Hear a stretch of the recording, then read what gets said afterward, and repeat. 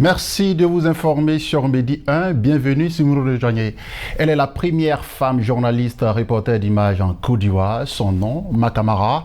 Elle vient d'obtenir le prix d'excellence pour le développement des médias en Côte d'Ivoire. Professeure de journalisme, rédactrice en chef, présidente de l'Association de la presse étrangère en Côte d'Ivoire, Makamara est avec nous sur Midi 1. Bonjour. Merci d'avoir répondu à notre invitation. Le CV, il est assez long, on ne pourra pas le dérouler ici. Alors, à quel moment vous décidez d'embrasser ce métier, autrefois consacré uniquement aux hommes? Alors, à quel moment je décide, c'est par frustration. Par frustration parce que j'avais un caméraman qui était toujours en retard, qui n'était jamais à l'heure lors de la programmation des interviews. Et j'avais déjà fait la réalisation cinéma, donc je savais déjà manipuler la caméra. Je savais déjà, c'était pour un banc de montage. Et un matin, par frustration, j'ai décidé de récupérer l'ordinateur, la caméra et l'ordinateur. J'ai fait mon tournage, j'ai monté et j'ai balancé. C'était apprécié, c'était vraiment apprécié par ma rédaction, Dieu merci. Et voilà, c'est comme ça que j'ai commencé et après je me suis formée sur le plan académique, tout ça pour être cette première femme. Je ne savais pas que je devenais la première femme journaliste, reporter d'images et c'est vraiment par la force des choses que ça s'est imposé. Alors vous êtes l'une des premières femmes journalistes, reporter d'images en Afrique et en Côte d'Ivoire, vous êtes la première. C'est une découverte pour vous dans un métier d'homme. On ne va pas dire que le métier est quelque part phallocrate, mais quelles ont été les premières difficultés à votre niveau en tant que femme? En tant que femme, au fait, déjà prendre la caméra et quand on vous voit déjà tourner en tant que femme, tous les regards sont sur vous. Tous les regards sont sur vous. Il existait des femmes caméra-woman, mais il n'existait pas de femmes journalistes reporters d'images. Il faut faire la différence. Le journaliste reporter d'images, c'est celui qui en même temps est journaliste, caméraman, monteur, preneur de son, lampiste, tout ça. Donc vous regroupez en vous tout seul au moins 5 métiers de rédaction. Pour ne pas dire vous êtes une rédaction à vous tout seul. Donc je n'ai pas eu vraiment de difficultés dans ma carrière. Pas vraiment, parce que je suis tombée sur des hommes qui ont décidé de m'accompagner, de m'aider. Et c'est comme ça que j'ai pu exceller dans ce métier. J'étais la seule femme parmi des dizaines d'hommes, donc ils étaient obligés de m'accepter et de m'accompagner. La difficulté, c'est souvent quand vous partez sur le terrain de conflit. Votre rédaction ou bien vos patrons ont souvent peur de vous envoyer sur les terrains de conflit parce que vous êtes une femme. Donc, souvent, il faut pouvoir les convaincre, il faut pouvoir les rassurer pour dire que vous pouvez peut-être aller tourner toute seule et revenir. Donc, c'était vraiment plus cette difficulté, cette manque de confiance pas parce que je ne peux pas le faire, mais parce que je suis une femme. C'était vraiment cette difficulté. Sinon, le reste, ça roulait avec les hommes, voilà. Alors, il n'y a pas trop longtemps, il y a eu le couronnement, une sorte de couronnement de votre success story, l'État de Côte d'Ivoire. Ça y est, vous a désigné comme prix d'excellence 2023 pour le développement des médias en Côte d'Ivoire. Et en quoi ce prix est particulièrement significatif pour vous? Vous avez obtenu déjà plusieurs prix toute votre carrière. Alors aujourd'hui, qu'est-ce que ce prix représente pour vous? Alors ce prix représente pour moi un challenge, un nouveau challenge qu'il faut déjà se fixer. Surtout en termes de formation, de qualité des journalistes reporters d'images en Côte d'Ivoire. Parce que nous manquons de journalistes reporters d'images de qualité. La demande, elle est forte, mais il y a peu de journalistes reporters d'images formés. Ce prix représente pour moi un nouveau cachet à ma carrière professionnelle. Pour dire qu'on te voit de loin, on voit ce que tu fais et tu n'as plus droit à baisser le bras. En même temps, c'est pour moi aussi un autre challenge pour pouvoir former des jeunes, surtout des femmes, à embrasser cette spécialité. Cette spécialité pour moi qui répond à une solution financière de la crise médiatique que nous traversons. Vous imaginez pour une télévision, au lieu d'embaucher peut-être 5-6 personnes, on embauche une seule personne qui arrive à faire le travail de 5 personnes. Ça ne va pas détruire les autres emplois, mais ça résout en quelque sorte la question de la crise financière au sein de l'audiovisuel. Pas seulement en Côte d'Ivoire ou en Afrique, mais dans le monde entier. C'est un secteur qui est sinistré et c'est un secteur qui a besoin d'un nouveau modèle économique. Et je pense que le journaliste reporter d'images est une solution à cette crise dans les médias. D'accord. Justement, on sait que la presse est en crise au niveau de la presse papier. qui de moins en moins, il y a moins d'ouvrages tirés.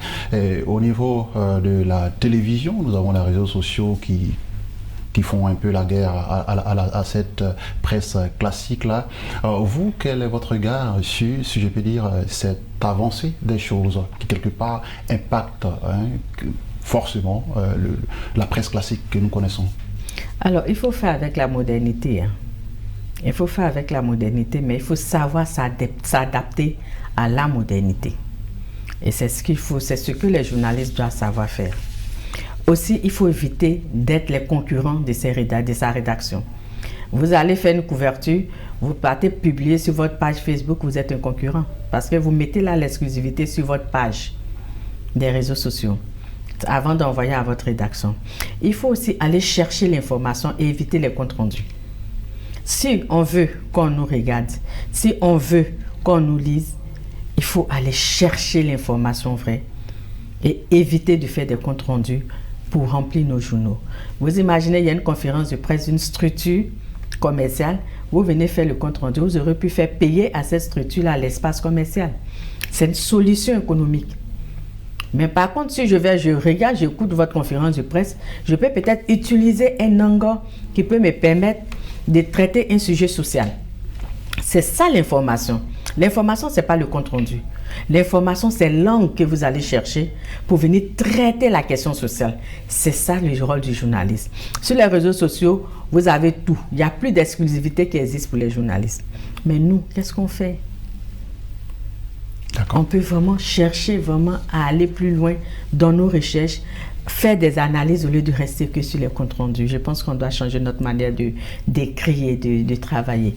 D'accord. Madame Makamara, vous êtes une femme, on le sait. Et faire ce métier de journalisme, c'est assez difficile pour une femme. Alors, comment une femme GRI parvient-elle à concilier vie privée et vie professionnelle? Alors, comment on arrive à concilier vie privée et vie professionnelle? Il faut d'abord être passionné par votre métier et avoir un conjoint qui vous comprend. Avoir un conjoint qui vous aime. Un conjoint qui vous aime, j'insiste là-dessus, parce que si un conjoint ne vous aime pas, c'est sûr qu'il ne va pas comprendre votre métier.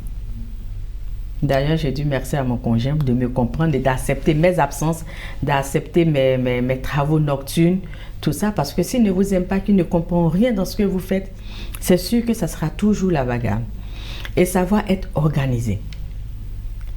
On vous a besoin, le journaliste est un métier absorbant. Le foyer est une disposition absorbante. Donc, si vous êtes organisé, vous êtes toujours présent au travail et toujours présent dans votre foyer sans créer vraiment de problèmes. Et surtout, savoir expliquer votre métier à votre conjoint. Parce que si vous n'expliquez pas, que vous cachez des choses, qu'il découvre, c'est sûr qu'il n'acceptera pas. Il faut lui dire quelles sont les contraintes de notre métier, quelles sont les absences qui sont souvent prévues dans notre métier. Souvent, rien n'est prévu. On vous appelle à minuit, on vous dit vous prenez l'avion à 6 h du matin pour partir dans tel pays parce qu'il y a telle crise. Et si vous n'avez pas un homme qui vous aime, vous n'avez pas un homme qui vous comprend, c'est sûr que tout ira vraiment dans tous les sens. Sachons expliquer à nos conjoints c'est quoi notre métier, quelles sont les contraintes et savoir s'organiser sur le plan professionnel et dans le foyer. Alors, on vous a bien compris. Je l'ai dit dans l'introduction, vous êtes professeur de journalisme, vous êtes patronne de presse, vous êtes rédactrice en chef, vous êtes présidente de l'Association de la presse étrangère en Côte d'Ivoire et vous venez d'être désigné prix d'excellence pour le développement des médias en Côte d'Ivoire. C'est un parcours assez inspirant. Et quel message avez-vous à donner à ces jeunes filles qui, quelque part, regardent dans le miroir et vous voient à travers elles? Effectivement, ce que je veux dire à mes jeunes sœurs, quand on veut, on peut. Il faut savoir s'accepter en tant que femme et ne pas se mettre des limites, ne pas se donner des limites. Une femme, elle est comme un homme. Une femme, elle est capable de faire tout. Elle a un cerveau comme un homme. Son sang circule normalement comme un homme. Elle a un visage, elle a des oreilles. Donc la femme est capable de faire tout ce que l'homme est capable de faire. Aussi dire à mes sœurs, à mes jeunes sœurs, qu'il ne faut pas voir la femme comme un diplôme. Il ne faut pas voir la femme comme une compétence. Il faut savoir mettre nos compétences devant. C'est pas parce qu'on est femme qu'on doit nous mettre au devant. Non, c'est parce qu'on a des compétences qu'on doit nous mettre au devant. Raison pour laquelle je suis contre l'égalité du sexe et je préfère qu'il y ait l'égalité de chance pour que nous puissions occuper la place qu'il faut. L'égalité du sexe, c'est une discrimination que moi, je n'accepte pas. Parce que là, le sexe, on voit la faiblesse de la femme. On met parce que c'est une femme, parce qu'on doit la mettre à la présentation, elle est belle, parce que ceci et cela. Non. Mais l'égalité de chance, c'est-à-dire on réagit comme les hommes et on nous donne la chance de nous exprimer.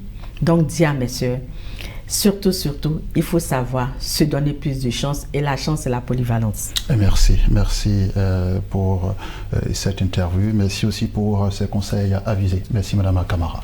Merci à vous, merci à Medi 1 de m'avoir invité. Merci. C'est la fin de ce numéro de l'invité de la rédaction. L'information continue surtout sur Medi 1.